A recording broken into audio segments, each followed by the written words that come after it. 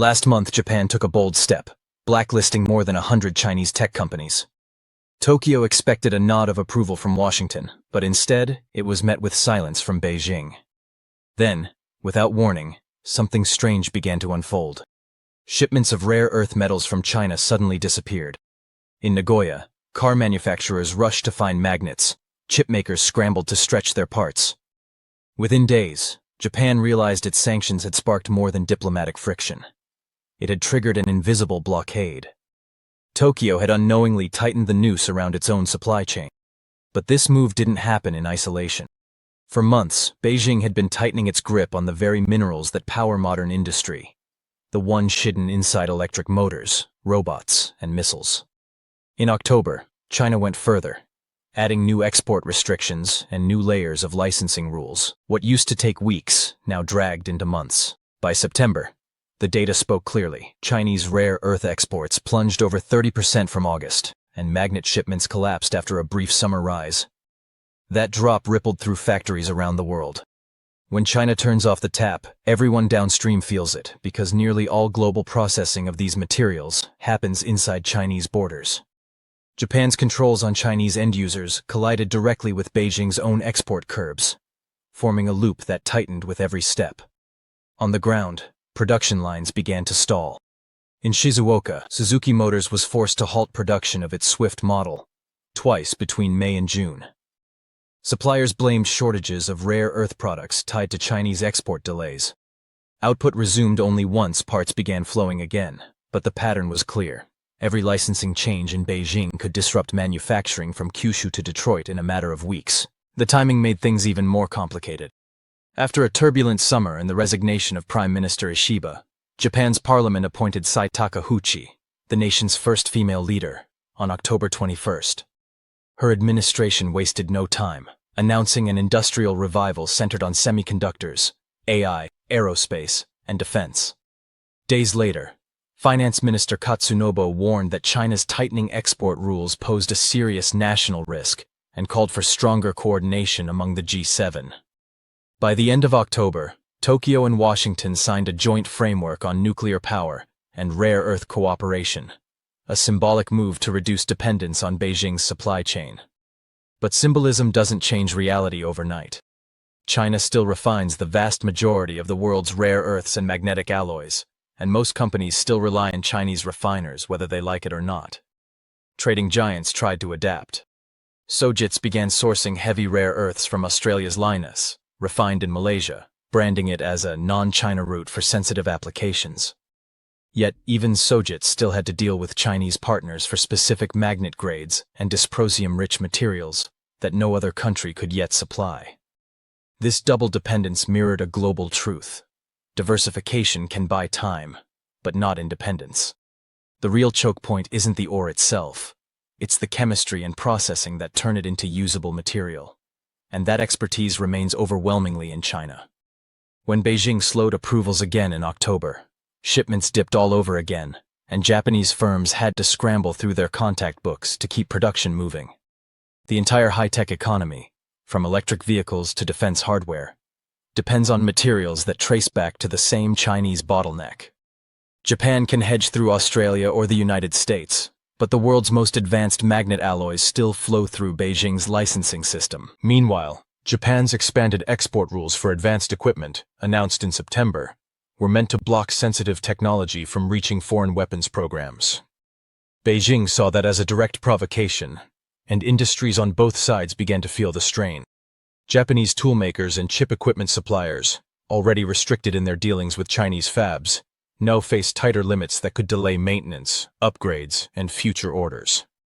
Just 5 days ago, Tokyo Electron warned that export restrictions were already weighing on profits, even as AI-driven demand offered some relief. For Beijing, the real weapon in 2025 wasn't tariffs. It was licensing.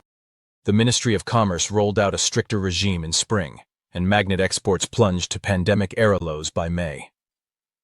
A brief thaw in U.S.-China relations restored some flow over summer, but October's new rulebook brought the pressure back. Analysts warned that the updated measures even applied to foreign manufacturers using Chinese materials or machines, extending China's reach deeper into global supply chains. That reach matters everywhere, from Nagoya's EV corridors to Kanazawa's precision workshops. According to industry reports, China now accounts for about 70% of rare earth mining, 85% of refining, and 90% of magnet and alloy production. From the mine to the motor, Beijing dominates every step. For Toyota's e-axle and Denso's motor production lines, the math is brutal. Without rare elements like dysprosium and terbium, magnets can't handle high heat, and every licensing delay means fewer vehicles on the road. Inside Tokyo's policy circles, the message is clear. Japan sees the trap tightening, and it's racing to find an exit before the next supply shock hits. All right, let's break down what's really happening across Japan, China, and the rare earth supply chain. Because behind the headlines, there's a quiet economic chess match that's shaping the future of technology. Japan has been pouring money and effort into securing its own supply of critical minerals, the rare elements needed for magnets, batteries, and advanced electronics. Big trading houses like JOG are backing new mining and supply deals, while government agencies are pushing recycling programs to recover old materials and reduce dependence on imports. On paper, it looks like Japan is diversifying well. But here's the catch. Not all partners are truly independent. In June, India, one of Japan's few non-Chinese rare earth suppliers, suddenly moved to restrict exports. Their reason? To preserve domestic supply. The effect? Japan lost one of its few alternative sources. That's the problem. Even when Japan buys from outside China, those materials often still pass through Chinese facilities for processing. The result? China still holds leverage because so many key refining and separation steps happen inside its borders. Until those links move elsewhere, Japanese industry remains partly dependent on Chinese approval, and Beijing knows it. Throughout this year, China's control of rare earth exports has been used with perfect timing. Shipments rise for a few weeks, then tighten again, often aligning with major diplomatic events. It's no coincidence. When the US recently announced a limited understanding with China on export licenses, Europe immediately began lobbying for similar treatment. Even powerful economies now have to negotiate for access to these materials. Meanwhile, Japan's tech and semiconductor sectors are feeling the pressure. Beijing reportedly asked Tokyo to stop adding Chinese companies to its export control lists, but Japan insists its policies are about preventing weapons-related risks, not targeting any single country. Still, inside Japan, the business community is anxious. Car makers, robotics firms, and electronics manufacturers are all watching magnet inventories like hawks, just as they once tracked semiconductor chips during the 2021 shortage. The warning signs are already visible. When a single small motor part halted production at Suzuki earlier this year, it exposed how fragile the system really is. China still dominates rare earth magnet production. Over 90% of global processing and magnet output happens there. So when Chinese authorities slow down export licenses, factories in Japan immediately feel the impact. That's why Tokyo's current strategy is a mix of long-term planning and short-term survival. On one hand, it's partnering with the US to fund new non-Chinese supply chains.